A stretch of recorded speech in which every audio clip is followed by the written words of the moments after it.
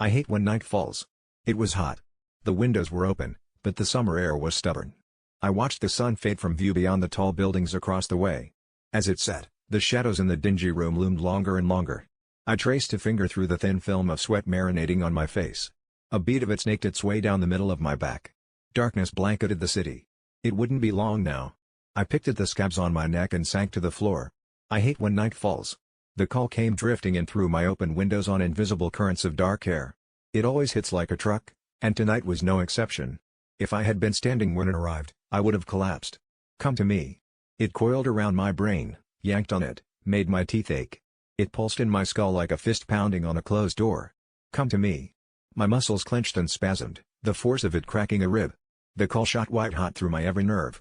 Bloody drool mixed with sweat and urine in a rancid puddle. Come to me. I couldn't, not again.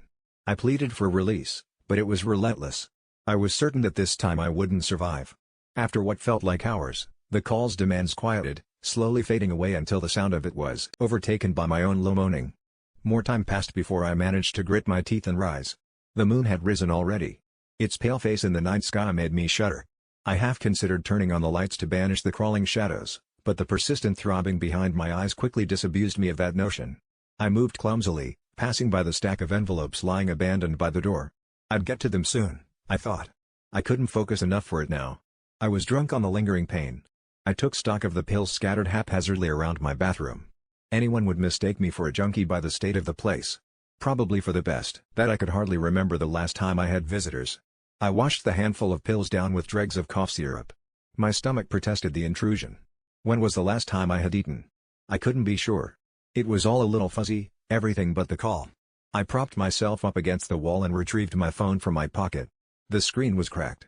When had that happened? 3 missed calls and another text from my sister. She was worried about me. I wished she wouldn't bother. At least my boss had given up trying to reach me.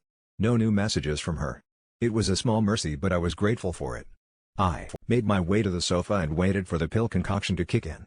I could still feel the call, diminished though it was, writhing gently like a playful worm in the base of my skull. The worst of my pain found itself replaced by rising anxiety. It welled up rapidly as the minutes passed, like vomit hurtling its way up my throat. I could taste the bile. Saliva pooled in my mouth. I had ignored the call. He wouldn't take it kindly. It might even spur him to take action, to punish me. He would come and visit his displeasure upon me, or else upon my family. I was afraid, of course, but the thought also elicited another feeling in me, something resembling excitement. I pushed the revolting sensation away. I had never gone this long without answering the call. I had never ignored him before, not really. Of course I had tried, but its pull was inexorable. What happened now? I had made things worse, of that there was no question. The thought was suffocating. I began to sweat again, profusely. I was itchy too. The wounds on my neck pricked. I felt cold, then hot, and then freezing. I stripped. I wrapped myself in a filthy blanket. I was going to be sick. I picked myself up and staggered back in the direction of the bathroom, but I didn't make it. My stomach elected to empty itself on a pile of laundry instead. I couldn't stay here. This was where he would come first. I needed to leave, go anywhere else, find something to distract me from what was to come. I retrieved my phone from the pants I had abandoned. I scrolled through my contacts for someone I could call, somebody I hadn't seen in a while. Somebody who didn't know or care what I was like now. I settled on Evan. I hadn't spoken to him since college. 3 years, or 4 maybe. He was a big partier back then, bigger than I ever was. I sent him a quick text, "Hey man, long time no see. What are you doing tonight?" His reply came swiftly. He wanted to know if there was somewhere we could go to really party. Fraternity ties and old patterns held fast, which was exactly what I needed.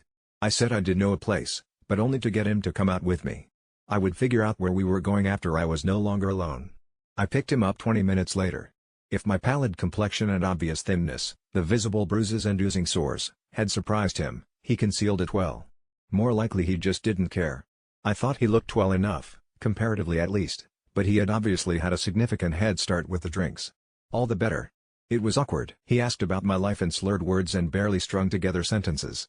Living the dream, I forced out in a half laugh, my voice cracking. I didn't ask about his life. I didn't want to know. I suspected the silence was more awkward for him than it was for me. He loosened up considerably after he found the Coke stashed in the glove compartment. I'd forgotten it was in there. I told him to help himself and he did, gleefully. After that, he talked enough to fill the air all on his own, not waiting for my responses. I preferred it that way. "Where are we?" he asked as I removed the keys from the ignition. I'd stopped the car. I knew where we were. I hadn't meant to drive us here, and yet we had arrived. My heart rate spiked as he looked at me with unfocused eyes. "It's a private place. Invitation only. They've got good stuff." The lie came easy. He was eager to be reassured, I could tell. He didn't really care where we were so long as there's something he could smoke or funnel up his nose. "It's just around the side. Watch your step." Evan stumbled into the shadows and I followed. The condemned building loomed above us, all concrete and broken glass. The scant illumination of the streetlights, those that still worked at least, didn't reach this far. If Evan had been smarter, more cautious, if he hadn't worked so hard to dull his senses, it probably wouldn't have worked out like it did. As it was, the realization dawned on him only a moment before the brick followed suit. He crumpled to the ground. I rubbed my shoulder. It was sore from the impact. I stood over Evan for a moment before bending down to check his pulse. Alive, thank God. The thought took me by surprise and I chuckled nervously as it registered. I doubted God wanted anything to do with this. If I was lucky, he had averted his eyes. I took hold of Evan's legs and began to drag. He was lighter than I thought he would be, or maybe I was stronger. The hatch was just ahead. I knew my way even in the dark. It was concealed by trash and debris and locked tight, just as I had left it. I put Evan's legs down and reached for the lock. It fell away at my touch and I pulled the handle. Its rusty hinges screeched in protest, but the resistance was minimal. The first time I came to this place followed weeks of intense dreams. Or maybe they weren't dreams, but visitations. I didn't know. I couldn't remember. The memories were there, I could conjure them up given enough time and energy, but it felt like pulling rocks from a swamp. Nothing could be freed without a fight. All I knew was that he had come to me and I had welcomed him. I called him the caller. If he had another name, I didn't know it. His presence had filled me with radiant joy, sparkling and effervescent and alien, and his absence had left me a gibbering wreck. He never spoke, but I caught his meaning regardless. He made promises, whispered gifts in the empty air, that wait still for me to be deserving of their fulfillment. People noticed I was different, tired, pale and unfocused. I couldn't describe what was happening without sounding psychotic. The word schizophrenia was thrown around a few times, as was crackhead. Either of those would have been preferable, really. Eventually, the caller had stopped coming and started calling. That was when I had sought him out myself, in person, and found the hatch in a condemned building on the rough side of town. I began to visit regularly, always after sundown, to mollify the sickness that overtook me when he wasn't there. Any recollection of those occasions was wrapped tightly, caught in the sticky blackness of my mind. Like a fly in a web. I wondered if the memories struggled like flies do.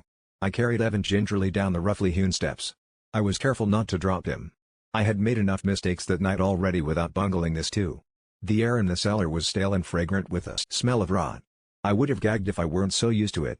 I recalled vaguely how sweet it had seemed those first few times, how pleasant, how relaxed it had made me.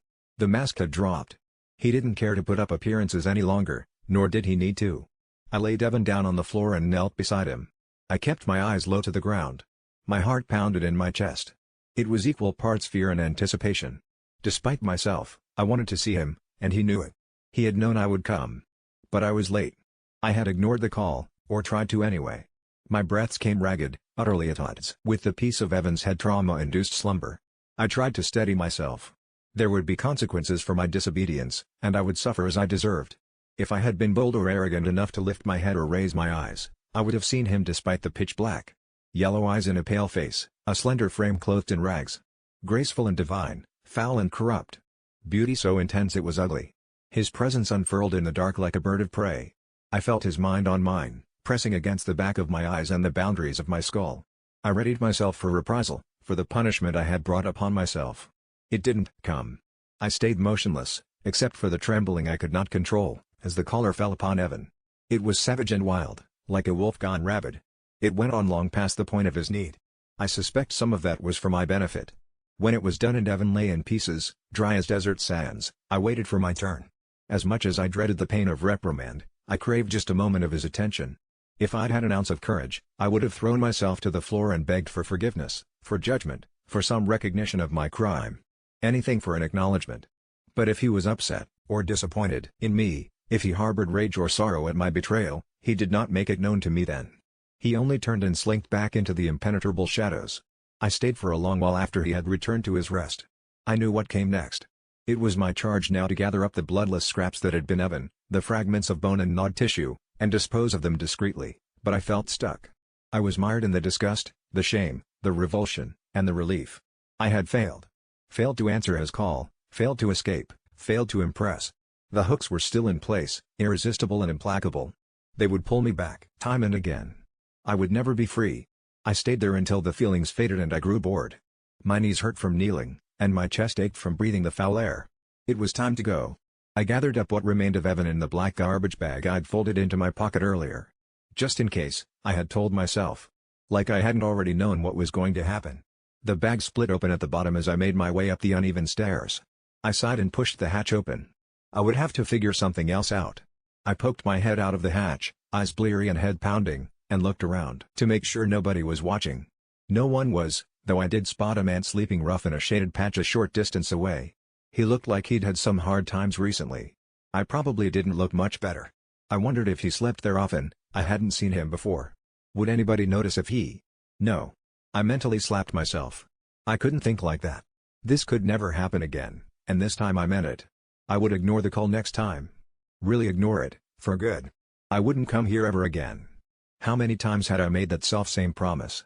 I watched as the first of the sun's rays began to streak across the sky. It made me nauseous. I hate when day breaks.